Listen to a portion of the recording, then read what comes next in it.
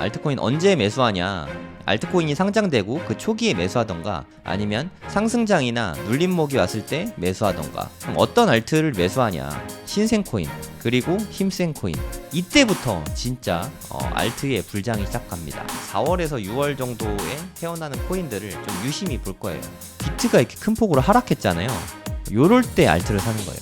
24년 상반기 이때를 좀 많이 노릴 거예요. 제가 투자하고 싶은 코인은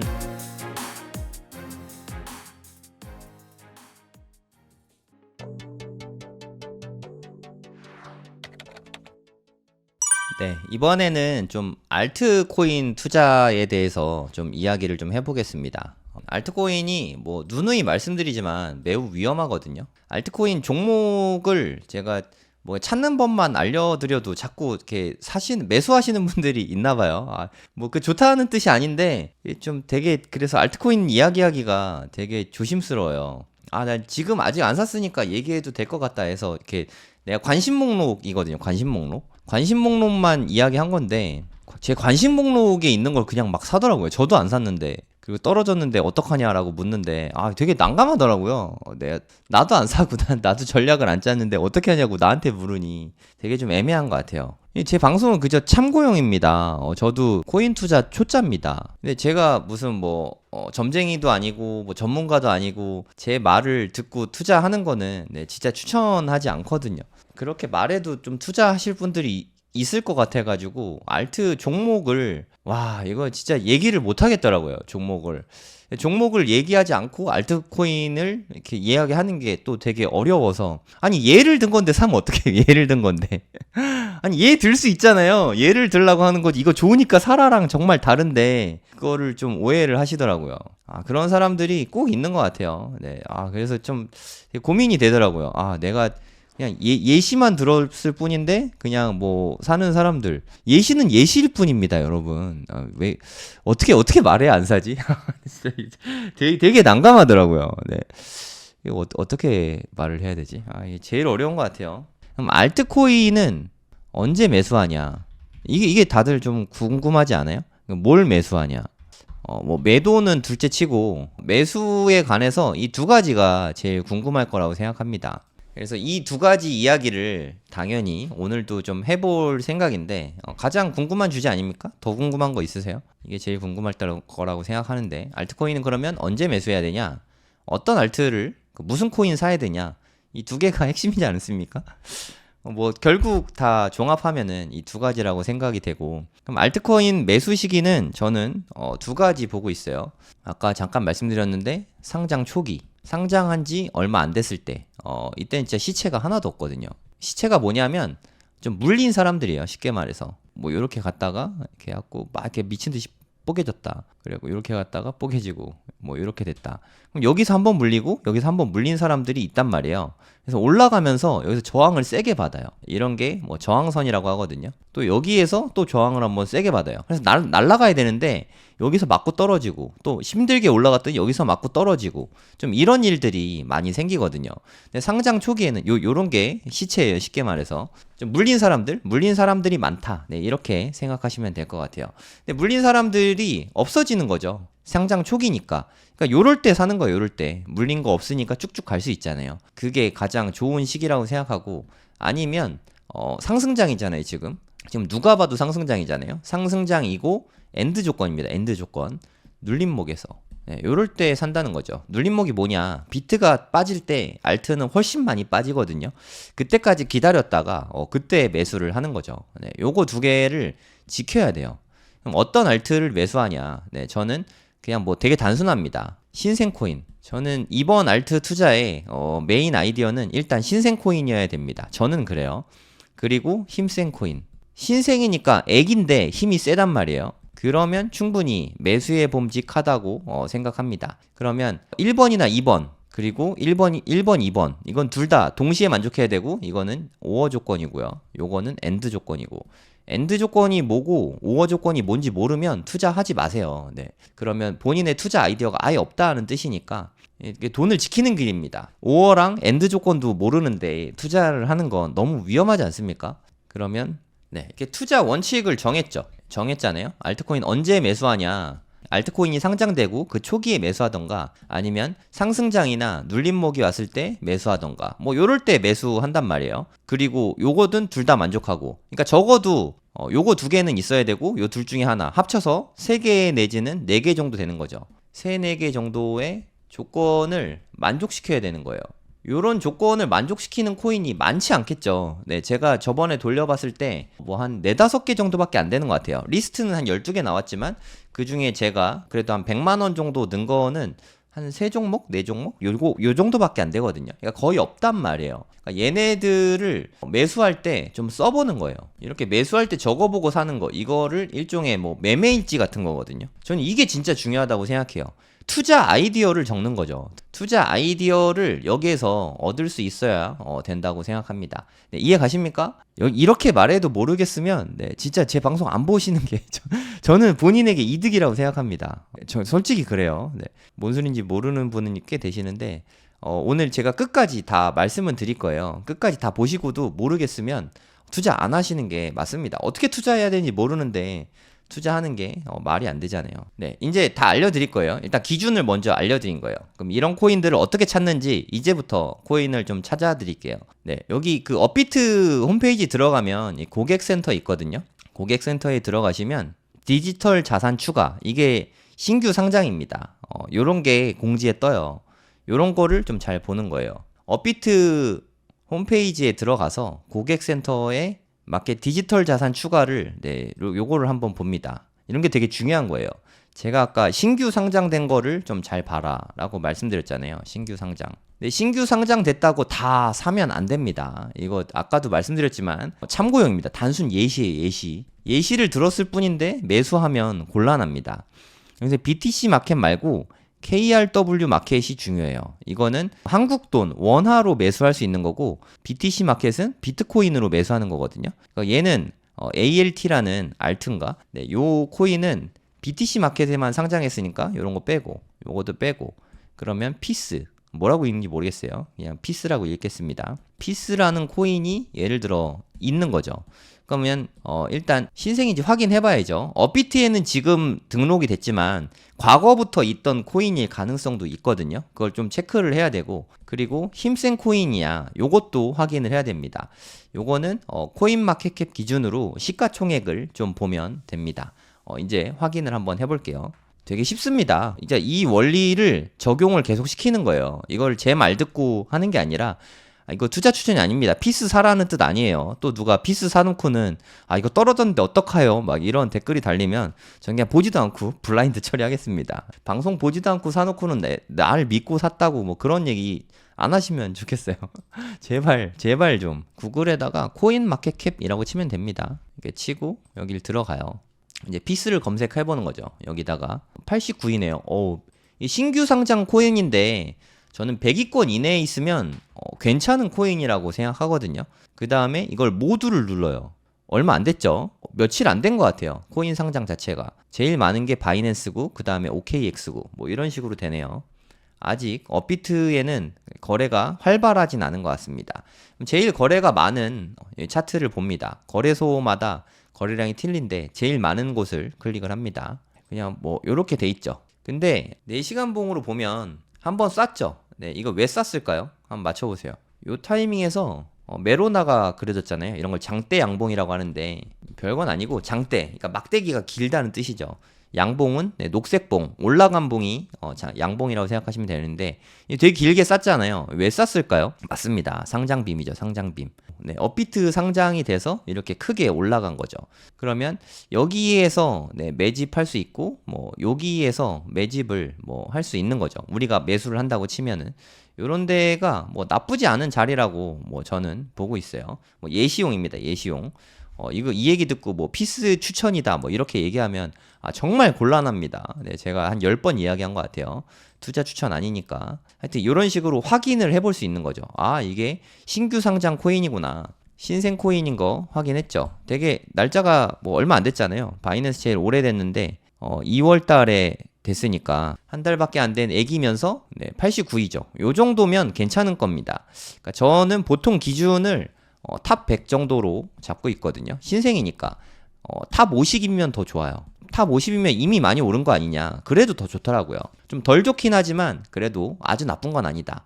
요 정도는 당장 매수하는 게 아니라 리스트에 좀 올려두는 거죠. 리스트에 올려두고 한번 쐈다가 눌림목이 오면 그때 매수하는 거죠. 그러니까 둘 중에 하나입니다. 신생일 때 사거나 아니면 한번 쏜 다음에 떨어져 주면 그때 매수하거나. 근데 5호 조건이 무슨 뜻인지 이해 가시죠? 그런 의미라고 생각하시면 됩니다.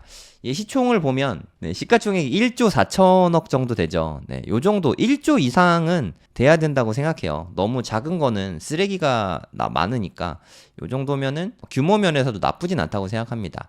근데 추천하는 거는 50위권 내가 괜찮다고 생각합니다. 순위가 좀 떨어진 것 같은데. 이게 순위가 떨어지는 코인은 좋은 코인은 아니에요. 제 개인적인 생각으로는 지금 뭐 빠지고 있잖아요.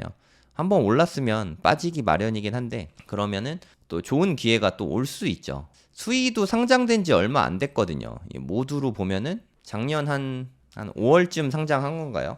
그럼 아직 1년이 안 됐으니까 뭐 그래도 비교적 신생 코인이라고 할 수 있죠. 신생 코인 중에서 50위권 이내니까 이런 것도 관심 갖고 지켜볼 만은 한 거죠. 그러면 제일 많은 데가 이것도 역시 바이낸스인 것 같고 대부분 바이낸스가 많습니다. 바이낸스 차트를 한번 보는 거죠. 마찬가지로 매물대가 여기에서 잠깐 이렇게 쭉 쌌었잖아요. 요때는 사실 뭐 매수해 볼 만한 자리였네요. 여기 한번 이렇게 삐죽 쌌었네. 근데 요건 매수하기 되게 어려우니까 잠깐 쏜 거잖아요. 여기 매물대가 오면은 좀 매수해 봄직한 것 같아요. 한 1.5달러 정도. 요 정도면 매수해도 괜찮은 자리인 것 같습니다. 그러니까 요렇게 한번 눌림목이 왔을 때 그럴 때 매수할 수 있는 거죠. 신생이거나 이때거나. 하지만 어디까지나 알트는 소액으로 해야 됩니다. 여기에 뭐 여윳돈이라고 해서 그걸 몰빵으로 한 번에 넣으면 안 됩니다. 제일 중요한 게 현금 비중. 이 얘기도 진짜 많이 말씀드렸거든요. 현금 비중을 꼭 지키면서 하셔야 됩니다.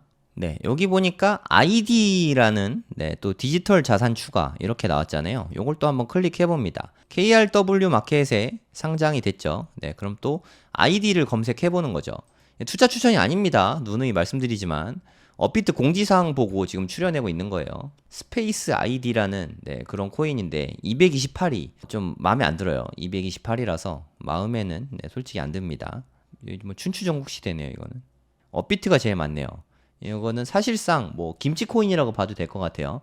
업비트에서 좀 제일 많이 되고 있다. 그렇죠? 81%. 그러면 좀 업비트 차트를 요때는 보는 게 맞아요. 요걸 클릭을 하면 이렇게 뭐 그려주네요. 업비트랑 연결이 돼 있는 건데 4시간 봉을 보면 업비트는 좀 불편해가지고 제가 쓰던 툴이 아니라가지고 여기서 할게요. DKRW. 비싼 뭐 비중이 적으니까 진짜 얼마 안 됐네요.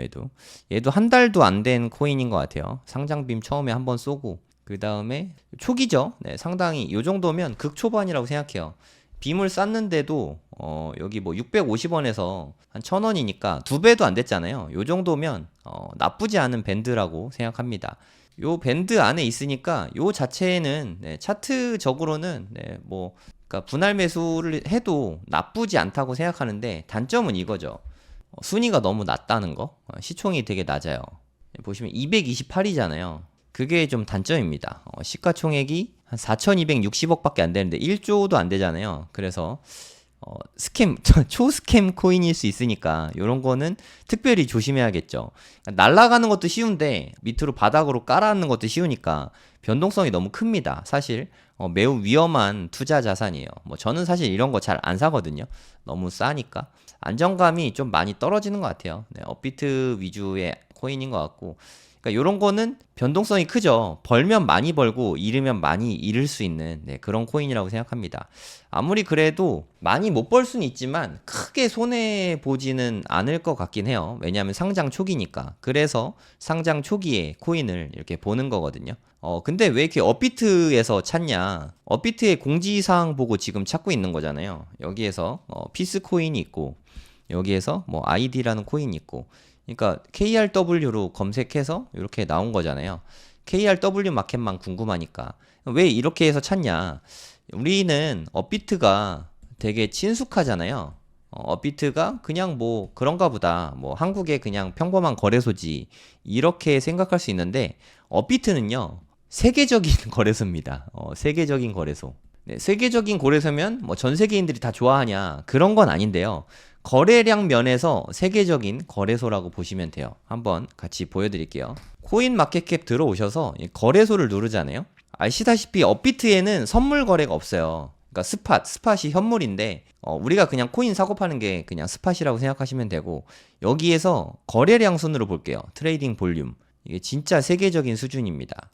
보시면 이거는 그루브 X 이런 거 잘 모르겠어요. 226 뭐 이런 거는 뭐 일반적이지 않으니까 이런 건 지웁니다. 뭐 이벤트가 있을 수 있어요. 요런 것도 뭐 100위권 넘는 뭐 거래소는 의미가 없으니까. 바이낸스 다음이에요, 여러분. 얼마나 세계적인 거래소인지 아시겠죠? 어마어마한 곳입니다, 업비트. 업비트는 또 특징이 비트코인 거래는 많이 안 돼요. 비트코인 거래는 많이 안 되고 알트만 엄청 거래가 많이 됩니다. 그게 좀 특징 중에 하나라고 할 수 있죠. 그럼 빗썸은 어떠냐? 빗썸도 마찬가지 아니냐? 빗썸도 되게 좋은 거래소 아니냐? 맞긴 맞는데 빗썸하고 업비트랑 뭐 차이가 되게 많지만 가장 중요한 차이는 전 두 개라고 생각하거든요. 첫 번째가 거래량. 거래량이 빗썸보다 업비트가 월등히 많습니다. 빗썸이 그나마 지금 수수료 무료 이벤트에서 거래량이 조금 올라왔을 뿐이지 아마 나중에 좀 있으면 수수료가 생길 텐데, 생기고 나면 업비트로 다시 돈이 더 많이 몰리게 될 거예요.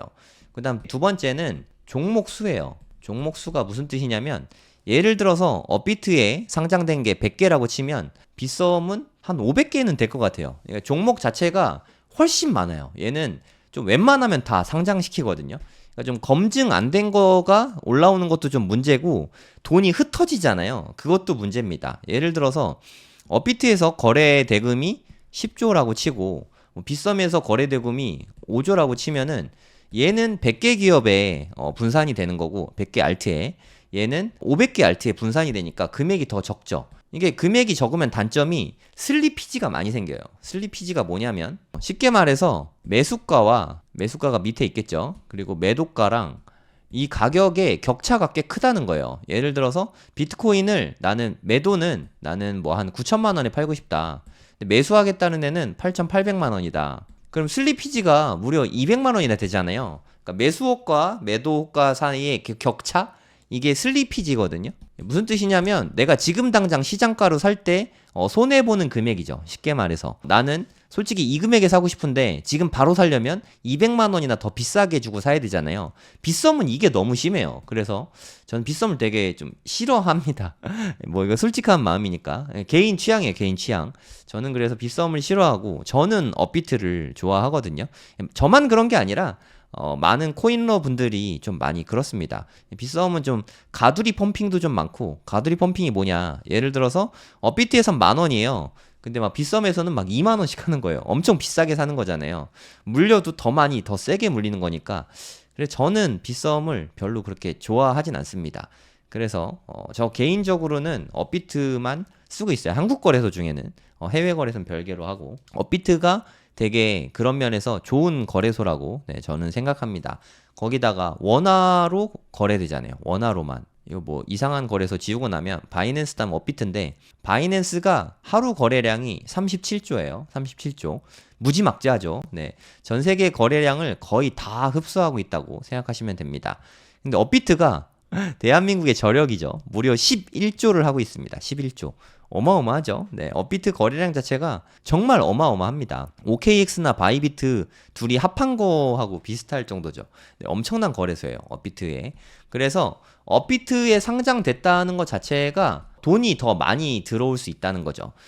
그냥 과학적으로 생각을 해볼게요. 알트코인이 있다. 알트코인이 크게 오르려면 조건들이 몇 가지 있겠죠.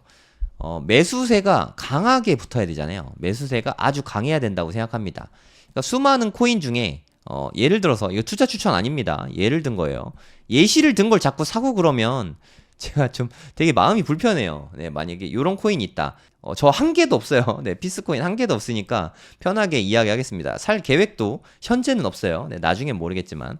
어찌됐든 피스코인을 만약에 샀다. 그럼 이게 우리는 강하게 올라가길 원하잖아요. 그럼 여기에 돈이 많이 몰려야 많이 올라가겠죠. 돈이 많이 몰리려면 돈이 많이 들어오는 데 있어야 되잖아요. 여기 보시면 KRW만으로 이렇게 11조씩 들어오잖아요. 엄청난 곳입니다. 업비트는. 바이낸스는 뭐 유로도 들어오고 네, 뭐 이런 것도 들어오고, 근데 달러는 없네 이제. 하여튼 뭐 이런 것들은 뭐 다른 얘는 뭐 USD도 하네요. 바이비트는. 하여튼 코인베이스는 USD가 되게 많이 들어오고 있죠. 코인베이스가 그렇게 시가총액도 되게 크고 많이 거래가 되지만 업비트의 반도 안 돼요. 네, 애기입니다, 애기. 업비트의 반밖에 안 되는 그런 애기 거래소예요. 제 기준으로 봤을 때 불장이 오면 업비트의 위상이 엄청나게 올라갑니다. 그래서 업비트 상장은 엄청난 이슈예요. 네, 무슨 뜻인지 아시겠죠? 그래서 앞으로 업비트에 상장되면 좋겠다 싶은 거나 아니면 업비트에 상장된 지 얼마 안 됐다 이런 것들을 좀 유심히 살펴볼 필요가 있다는 거죠. 그게 오른다는 것과 다릅니다. 업비트에 상장됐다고 무조건 오르는 게 아니에요. 또 이걸 또 어떻게 설명하죠? 너무 당연한 거 아니에요?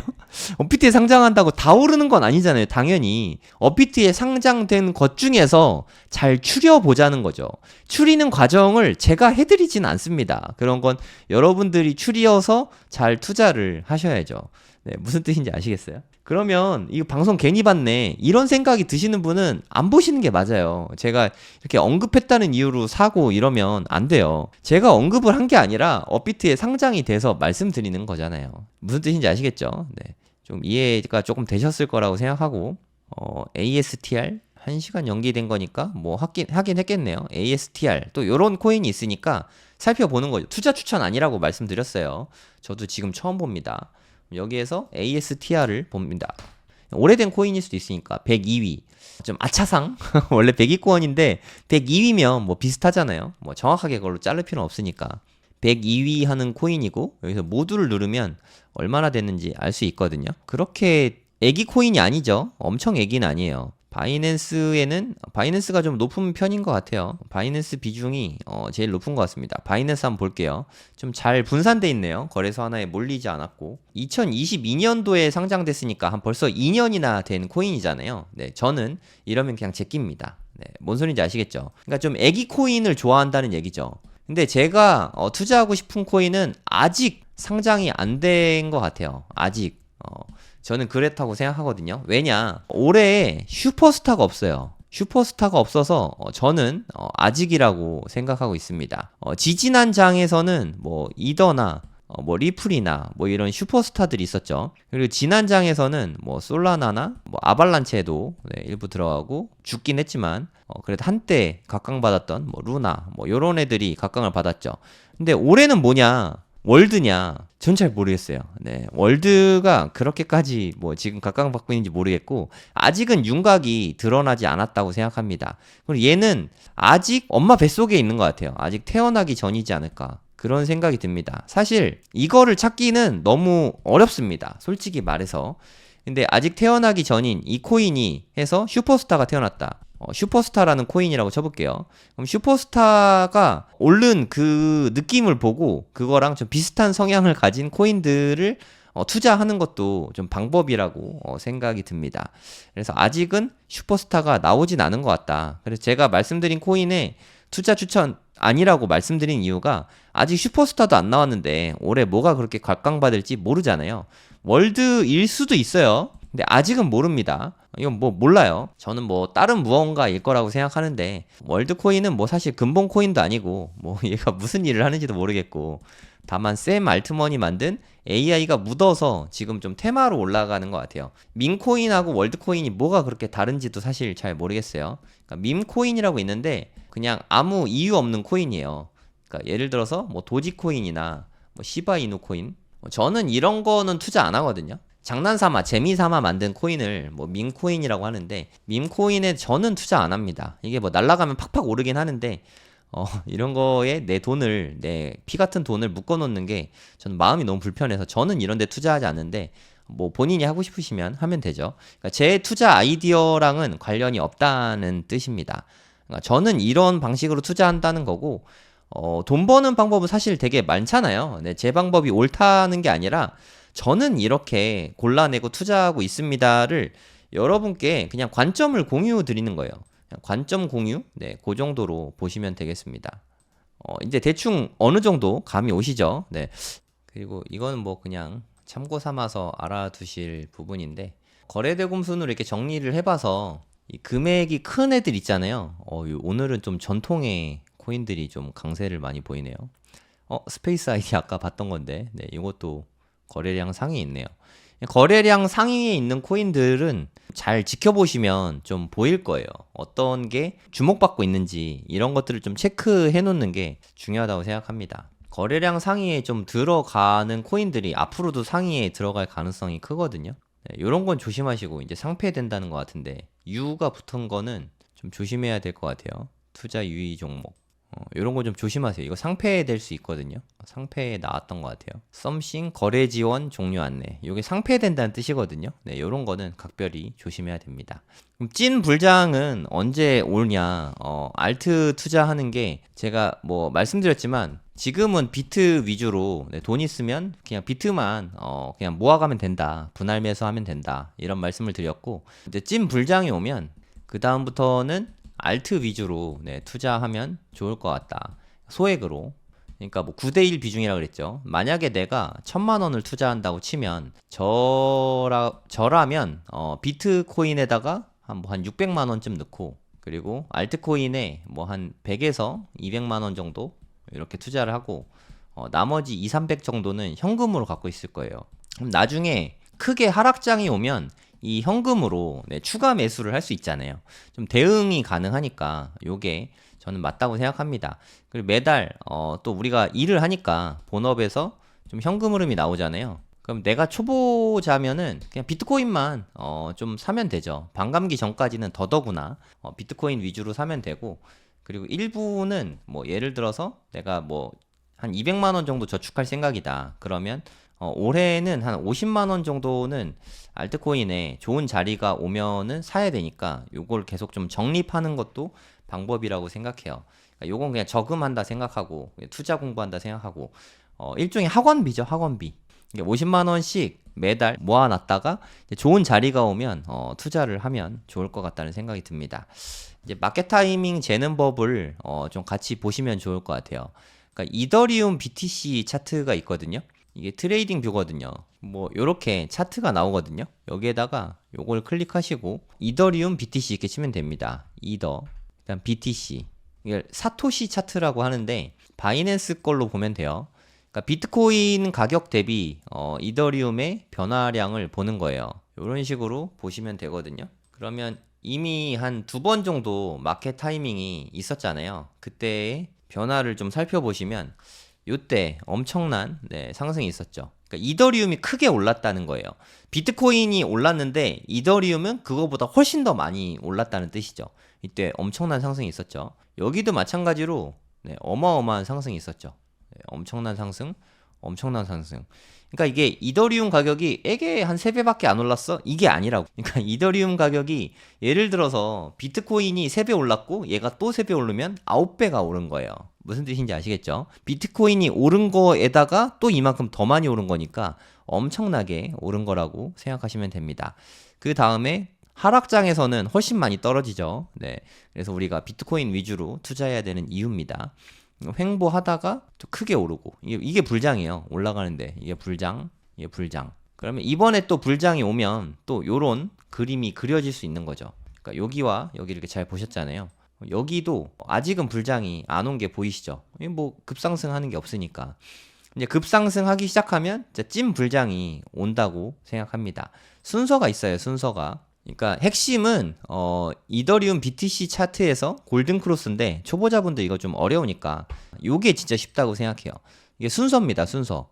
일단은 비트가 정고점 돌파해야 돼요. 그러면 찐 불장이 시작입니다. 이미 불장 시작한 거 아니냐? 맞긴 맞는데 아직 정고점 돌파를 안 해서 알트가 미친 듯이 날뛰지가 않잖아요. 그래서 아직 슈퍼스타가 없는 거예요. 슈퍼스타 알트. 아직은 그래서 저는 안 나왔다고 생각합니다. 누가 될지 가늠도 안 되고 미리 선진입하려면 돈이 많이 들어가요. 예를 들어서 후보를 한 10개 잡아야 되잖아요. 적게 잡아도 10개. 그래서 저는 요럴 때보다는 좀 추려졌을 때 슈퍼스타가 좀 눈에 보일 때 저는 그때부터 들어갈 생각이에요. 그럼 좀 적게 먹더라도 안전하게 먹을 수 있으니까 그게 제 스타일입니다. 크게 먹기보다는 좀 안전하게 먹자. 네, 요게 저는 중요하다고 생각해요. 크게보다는 안전하게. 알트 투자의 제 나름의 원칙입니다. 알트 투자가 워낙 위험하다 보니까 안전성 위주로 투자하는 게 저는 맞다고 생각해요. 순서는 일단 비트가 전고점을 돌파해야 돼요. 아니 저번에 전고점 돌파했다고 하지 않았냐. 그거는 우리나라 돈 KRW 원화 기준으로 전고점을 돌파했지만 달러 기준으로는 아직 돌파를 못했잖아요. 달러 기준으로는 69,000달러가 돌파돼야 돼요. 제 개인적으로는 한 7만 정도 돼야 불장이 시작되는 거라고 보고 있거든요. 이게 불장이 시작하고 나면은 곧 있으면 이제 이더도 이거의 시간차는 제 생각에 한 달 이내가 될 것 같아요. 비트가 전고점 넘으면은 이더리움도 전고점을 돌파하겠죠. 이때부터 진짜 알트의 불장이 시작합니다. 알트의 대장이 이더잖아요. 그래서 이더가 먼저 일단 쭉 가줘야 돼요. 이더가 아직 안 가줬기 때문에 슈퍼스타가 아직 안 나오고 있다고 저는 그렇게 보고 있거든요. 일단 대장이 먼저 가고 그 다음에 이제 올해의 슈퍼스타 이게 또 따라가고 이게 좀 순서지 않습니까? 그 다음에 좀 따라지들, 네, 뭐 따라가는 애들 좀 따라가게 될 거고 뭐 요 순서라고 생각하시면 돼요. 그래서 이더에 투자하는 거는 괜찮은 전략이죠. 최소한 엄청 크게는 못 먹어도 한 100% 이상의 수익을 얻을 수 있는 그런 투자라고 생각합니다. 이더까지도 안전한 투자일 것 같아요. 올해는 뭐 5년 후, 10년 후, 20년 후에 이더는 솔직히 저는 잘 모르겠어요. 비트는 좀 이렇게 나름의 안정감이 느껴지는데 이더에 1억을 넣는다. 뭐 저는 좀 되게 불안할 것 같아요. 마음 심적으로 되게 좀 시달릴 것 같습니다. 이더에 대한 믿음이 전 없으니까. 비탈릭 부테린이 갑자기 죽으면 어떡하지? 뭐 테러 당하면 어떡하지? 이런 게 걱정될 것 같아요. 만약에 이더리움을 1억 이상 갖고 있으면 만약 10억을 갖고 있다. 막 끔찍할 것 같아요. 비탈릭이 한마디 하면은 거기에 자꾸 뉴스에 집중하게 되고 좀 흔들릴 것 같아요. 하지만 비트에 대한 뭐 그런 사람이 없잖아요. 뭐 마이클 세일러가 많이 갖고 있지만 마이클 세일러가 죽는다고 해서 뭐 비트 가격이 폭락하거나 하지 않을 것 같거든요. 그러니까 좀 그런 이슈가 좀 적은 거죠. 쉽게 말해서. 그래서 비트가 더 안정적인 것 같긴 한데 최소한 올해는 이더도 안정적으로 수익을 가져다 줄 것 같다. 이런 느낌인 거죠. 네, 뭔 뜻인지 아시겠죠? 그래서 순서는 일단 비트 전고점 돌파하기 전까지는 저는 비트 위주로 사는 게 맞는 것 같고 또 이더 전고점 돌파하기 이전까지는 이더를 사는 게 맞는 것 같고 그 다음에는 좀 추세를 좀 봐야 돼요. 제가 계속 알트 추천 아니라고 말씀드린 이유가 지금 사는 건 너무 위험해요. 10개에다가 C를 뿌려놓으면 우리가 돈이 얼마 되지도 않는데 분산 투자를 하려면 최소한 코인에만 한 5천만 원은 들어가야 된다고 생각해요. 그래야 뭐 한 10개 종목 정도 이렇게 리서치하면서 볼 수 있는 거지 분산 투자는 솔직히 시드가 크지 않으신 분에게는 적합하지 않다고 생각합니다.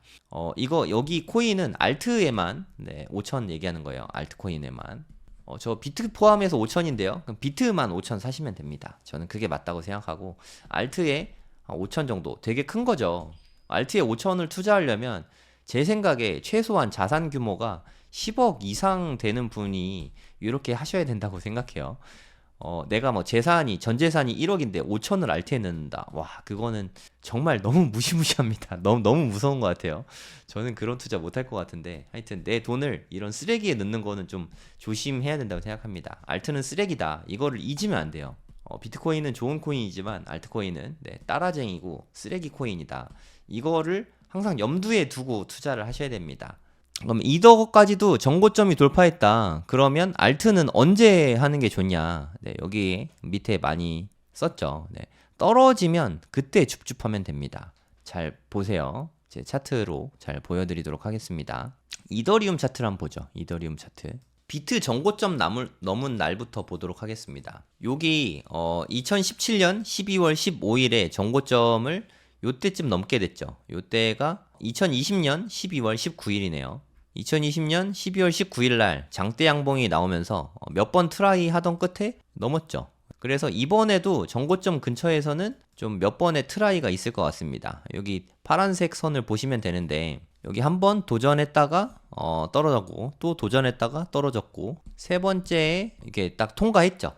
그 다음부터는 축포가 쏘아지는 거죠. 이게 비트코인 전고 돌파입니다. 첫 번째 신호죠. 이 다음부터는 이더리움 위주로 모아도 된다고 저는 생각하고 있어요.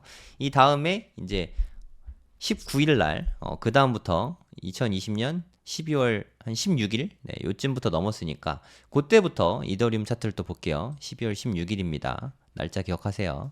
네, 요쯤 되죠. 그 다음부터는 이더가 이렇게 미친 듯이 오르는 게 보이죠. 그럼 이더의 정고점은 언제였는지 그것도 한번 체크해 볼게요. 대략 요쯤이었죠. 네, 대략적인 겁니다. 뭐 날짜 정확하게 뭐 하루 이틀 정도 차이 있을 수 있는데 중요한 건 아니니까. 그럼 정고점을 돌파하고 나서 물론 그 다음에 더 많이 쏘긴 했죠. 근데 우리가 버린 거 아니잖아요. 그러니까 12월 16일부터 대략 한 여기 때까지는 이더리움 위주로 사는 거죠. 요때 이더를 샀다고 쳐보세요. 여기 뭐 그렇게 크게 상승한 거 아니잖아요. 물론 오르긴 올랐지만, 근데 오릅니다. 네, 조정 받을 수 있지만 오를 수 있어요. 그리고 더 좋은 건 올랐다가 한번 빠졌죠. 네, 요럴 때 줍줍할 수 있는 거죠. 요렇게 줍줍해서 그 다음에는 뭐 이렇게 많이 올라가니까. 그리고 뭐 저는 중간에 4848을 잘 안 하거든요. 한번 사면은 좀 오래 가져가는 편이라서 3월에 사서 6월에 한 뭐 3개월이잖아요. 3개월 그래봤자 우리 3개월 정도는 홀딩하는 게 뭐 어렵지 않잖아요. 3개월에서 한 6개월 요 정도 홀딩하면은 괜찮다고 생각합니다. 여기까지 홀딩하면은 8개월 정도 되나? 네, 여기까지면 한 8개월 되고 여기까지면 3개월인데 그냥 요렇게 해도 되고 뭐 적당한 타이밍 봐서 분할 매도 하면 되니까 3개월 시점에 한 방에 다 파는 거 아니니까 요 정도로 잡고 분할 매도를 하면 수익이 적지 않을 거라고 생각이 듭니다. 이던 이렇게 하면 되고요. 그럼 이더 정고점 넘은 다음에는 좀 알트를 조금은 사보는 거죠. 그래서 비중을 비트코인, 이더, 그다음 알트는 종목 너무 늘리면 안 돼요. 분산이 너무 많이 되면 안 됩니다. 저는 슈퍼스타 알트 위주로 투자를 할 거예요. 슈퍼스타가 뭐 누가 어떻게 나올지 모르겠지만 분명히 슈퍼스타는 있을 거예요. 100배 오르는 알트들 그런 걸 찾아서 100배를 다 먹겠다는 게 아니라 그 중에서 적게는 한 두세 배, 많게는 한 10배 정도 노리고 들어가는 거죠. 비중을 잘 봐야 되는데 프리시드가 다 들어가는 건 좋지 않다고 생각해요. 내가 만약에 100의 시드를 운영한다고 치면 제 생각에 비트코인의 반 이상, 한 50에서 60, 대략 한 60 정도 투자하는 게 맞다고 생각하고 이더의 10, 뭐 알트의 10 하고 나머지 20은 현금으로 갖고 있는 게 요렇게 배분이 되면은 좀 마음 편하게 투자할 수 있을 것 같아요. 그리고 이거 한 번에 다 들어가지 말고 이건 나중에 내 계획대로 돼서 매수를 한 시점에서의 자산 배분입니다. 이렇게 투자를 해야 마음 편하게 투자할 수 있을 거라고 생각이 듭니다. 다시 한번 정리하면 비트 정고점 돌파 전까지는 비트 위주로 삽니다. 그 다음에 이더, 그러니까 비트 정고점 돌파하고 나서 이더 정고점 오기 전까지는 이더 위주로 매수를 합니다. 본인이 현재 비트코인은 엄청 많은데 이더는 거의 없다. 그럼 이더를 아주 조금씩은 지금도 좀 사도 된다고 생각해요. 그리고 이더 정고점 돌파 이후는 알트를 조금만 매수하는 거죠. 너무 많이 사면 부담되니까 조금만 매수하는데 어떤 녀석을 사냐? 저는 슈퍼스타를 매수할 생각이에요. 아마 신생 코인일 거라고 생각해요. 이게 어떤 녀석일지는 지금은 모릅니다. 제 생각엔 아직 안 태어났을 것 같아요. 한 4월에서 6월 정도에 태어나는 코인들을 좀 유심히 볼 거예요. 굳이 급하게 서두를 필요도 없다고 보니까 이 슈퍼스타가 아직 안 나왔잖아요. 슈퍼스타가 곧 나올 거라고 생각합니다. 근데 좀 전통의 코인들 있잖아요. 뭐 비트코인 어쩌고 저쩌고 하는 거, 뭐 비트코인 골드, 비트코인 캐시 뭐 이런 것들 있잖아요. 그리고 뭐 리플이나 에이다, 뭐 솔라나 이런 거는 저는 이번 장에서는 투자를 아마 안 할 것 같아요. 제 생각엔. 슈퍼스타가 아닐 테니까. 이 슈퍼스타가 나올 때까지 전 기다릴 겁니다. 기다리면서 뭐 하냐? 돈 모아야죠. 그리고 확실한 코인이 나오면 그 코인 위주로 좀 매수를 해볼 생각이에요. 눌림목에 사면 되니까. 눌림목이 그럼 뭐냐? 눌림목을 좀 알려드릴게요.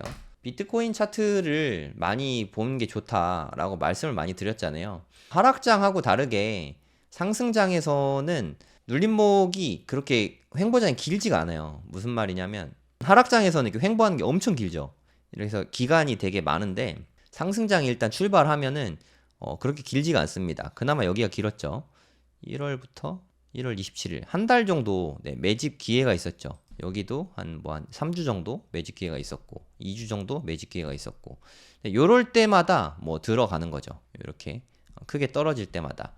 그리고 여기도 뭐 들어갈 수 있고 여기도 뭐 이렇게 들어갈 수 있겠죠.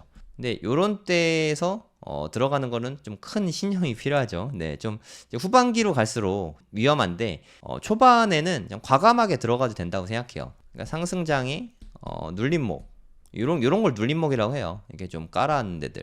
근데 눌림목에 만약에 비트코인 살 거면 뭐 크게 지장이 없는데 만약에 난 눌림목이 오면 알트를 살 거다 하면은 미리 종목 선정을 끝내 놓고 있어야 돼요. 그러니까 미리 골라놓고 조준하고 있어야 된다는 거죠. 조준하고 있다가 비트가 부러지면 그때 매수해야지 하고 기다리고 있어야 된다는 뜻이에요. 그러니까 미리 준비돼 있지 않으면 못 삽니다. 못 사요. 제가 한 열흘 정도에 걸쳐서 매수를 할 거다 이런 말씀을 드렸잖아요. 열흘에 걸쳐서 이렇게 매수를 할 거예요. 그러니까 솔라나 지난 시장에 뭐 왕자 중에 하나였으니까 보시면 요럴 때 사는 거죠. 이더리움이 넘어간 게 한 2021년 1월쯤 됐잖아요. 그 다음부터는 이제 알트를 본다고 했으니까 요게 13불이었는데 한 50 몇 불까지 올랐죠. 네, 이때만 해도 솔라나가 그래도 좀 각광받는 코인이었거든요. 근데 56불에 사도 되냐? 뭐 글쎄요. 저는 이럴 때는 손이 안 나가더라고요. 이미 좀 많이 올랐잖아요. 이미 뭐 주목받기 시작했거든요. 그럴 때 좀 이렇게 크게 빠졌잖아요. 여기 뭐 57불 뭐 그 정도 했던 것 같은데 19불까지 빠졌거든요. 57이었던 게 19불까지 빠졌으면은 이거 뭐 3분의 1 토막 났죠. 마이너스 60%. 그러면 마이너스 60% 요때 이렇게 딱 잡으려고 하지 말고 예전엔 저도 그랬거든요. 그래서 저는 이때 샀는데 그래서 많이 못 샀어요.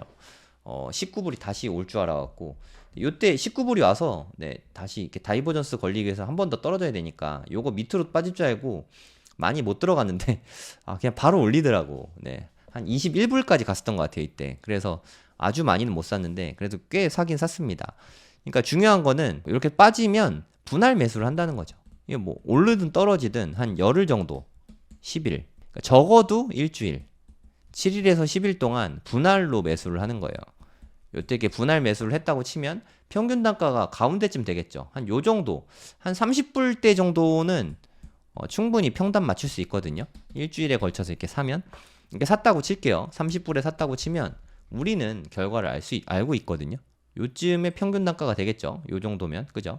35불쯤 샀다고 치면은 그래도 한 200불까지는 한 210불까지는 먹을 수 있을 것 같아요. 여기도 매도도 분할 매도하면 되니까 요때 이렇게 분할 매도를 좀 했다고 치면은 요 정도 한 210불 정도는 된다고 생각하거든요. 그럼 35불에 사서 210불에 팔았다고 치면은 한 6배잖아요. 요 정도 수익을 얻는 걸 목표로 네, 저는 투자할 거라는 거죠. 알트도 저는 뭐 이것저것 막 투자할 생각 없어요. 전 백화점식으로 원래 투자를 잘 안 하거든요.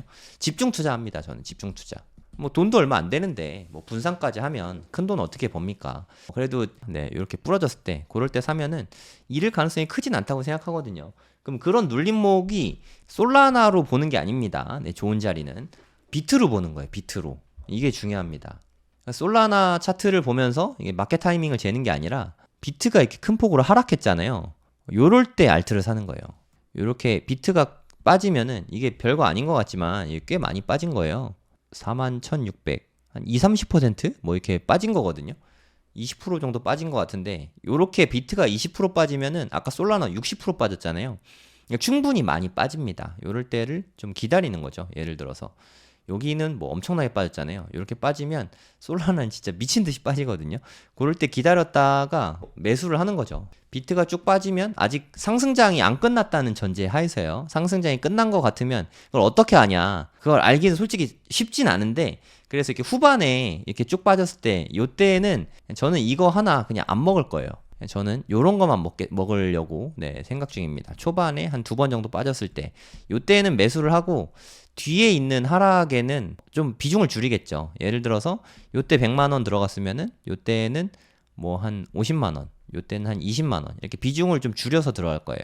요게 안전하고 상대적으로 위험하잖아요. 뒤로 갈수록. 그러니까 지금이 눌림목이 왔을 때 투자해 보기 나쁘지 않은 자리이긴 합니다. 근데 비트코인 위주로 비트코인은 장기적으로 가져가면 돈을 더 많이 벌 수 있으니까 진짜 큰 돈 버는 건 비트코인이니까 비트코인 위주로 그래서 지금 사자는 거고 지금 알트코인 사도 되긴 하는데 그것도 뭐 눌림목에서 사면 네, 좋을 것 같아요. 신생 코인 위주로.